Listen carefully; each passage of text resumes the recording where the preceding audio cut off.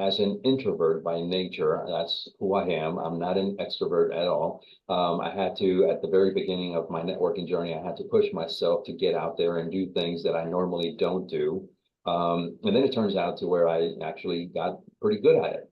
But there is something that you mentioned about, how folks enter into a networking environment and it's very structured.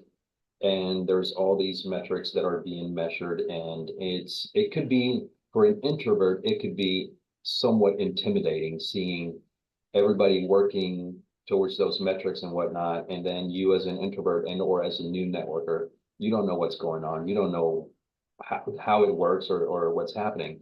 But one thing that I have noticed is that the next level of networking, where there is experts in the room and there is structure, but not as much structure, and these experts are willing to be more open and helpful in making the environment a little bit more welcoming, if you would, to those introverts. And I think that's huge, because there's a lot of folks out there that are not necessarily wanting to go network because they are introverts. They don't want to do it, but they're in a sales position and they know they have to do it.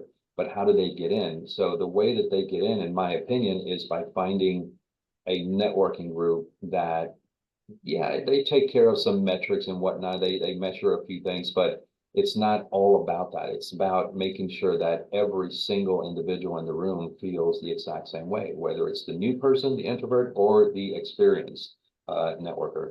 And I think that's something that is still somewhat missing out there. And I think we're paving the way in making sure that everyone from A to Z, new networker and experienced networker, they feel welcome at every single event.